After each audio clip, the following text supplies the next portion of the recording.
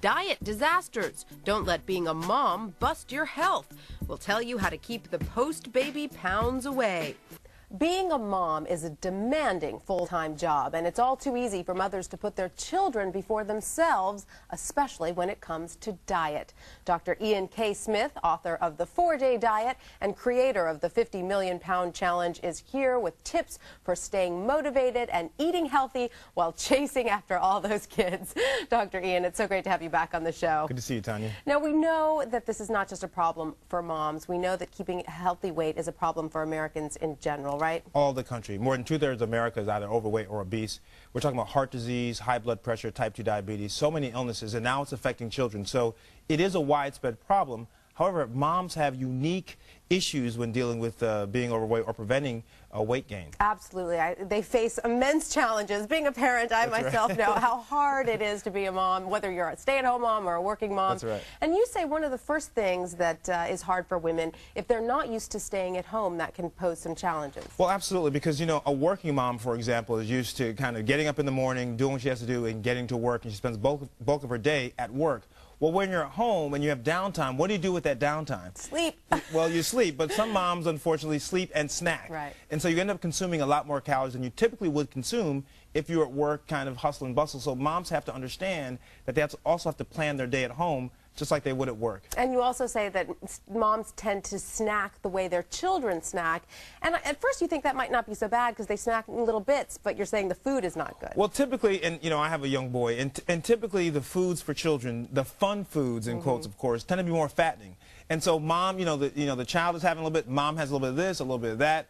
And by the end of the day, you've snacked yourself to 300 or 400 calories more than what you should have, and so it becomes a problem. And there's also the dual supper dilemma that moms always have. They prepare the supper for the kids at 5:30 or 6. They snack a little bit there. Then they have dinner with their husband a little bit more. My wife does it all the time. And then they eat the child's food. My wife does it. So we'll sit down, the three of us, and my son will be in the middle of us. We'll eat, and then he won't finish his food, so she'll finish hers, and then she'll finish his, and that's a problem. So moms have to understand that, you know, while you're doing this, this is called mindless eating sometimes. You're just kind of eating. Those are extra calories. Absolutely. And that kid food can be so tasty, the mac and cheese. You gotta think about it before you put it in your mouth. Absolutely. Now, what about, moms who've just come home from the hospital, so they're literally still in their mind eating for two because they remember being pregnant and how hungry they were when they were pregnant? Well, pregnant women should be eating for two when they're exclusively breastfeeding, and that is because you should consume at least 500 calories more per day for the baby. Now, when you stop, however, exclusively breastfeeding and you're adding soft food,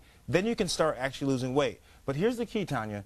Do not start dieting while you are exclusively breastfeeding. This is very important. I get this email all the time. But once you start adding soft foods to the diet of the child, then you can start losing weight. But remember, once you start losing weight, you're no longer eating for two. That's the key. Right. Moms continue to eat for two and realize that there becomes an end point for that activity. It can be a very hard habit to break.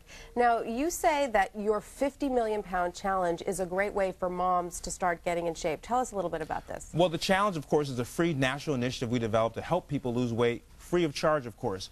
50millionpounds.com. We have more than 1 million registrants.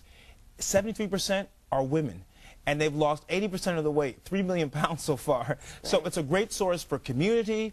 We got an activity tracker, an online journal you can use, a weight tracker so you can track what your weight is, what your BMI should be. It's a really nice, resourceful. So when moms are at home in the downtime and they want to kind of keep going, the 50 Million Pound Challenge at the website is a great source. Are you seeing a lot of moms signing up? Lots of moms, because moms say, where do I go to get the information? And also, where can I go to get the tips? Where can I join? We have more than 28,000 teams. So we have mom teams on the website you can join or start your own. All right, and speaking of tips, you have some specific tips geared towards moms. The first one you say is, and I guess this is good for anyone, but especially for moms, set some realistic goals, That's right. The first chapter of my book, The 4-Day Diet, talks about, first of all, having a sense of where you are. Understand why you got to where you are as far as being overweight. Did you stop exercising? Did you start eating bad foods because of a bad relationship? Understand context. And then you have to set realistic goals. So many times, Tanya, people want to lose weight so fast, and they get discouraged when they're not moving the scale as fast as they want to.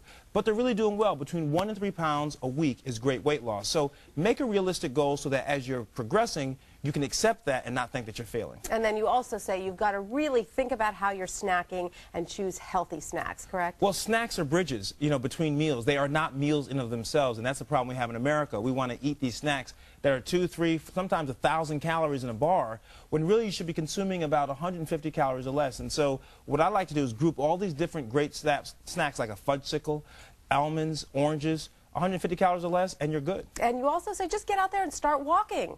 Walking is the best start. I mean, you know, don't go from being a couch potato or someone very sedentary to trying to run a marathon. You get hurt and you get discouraged. Right. But really, just walking and getting your heart rate elevated, 10,000 steps a day on a pedometer, and slowly build up to maybe you can jog a little bit, but walking is a great place to start. One step at a time, right? That's right. And you say it's important to plan your meals because planning makes sure you'll make them healthy. Planning is everything. You want to try to control your food environment as much as possible.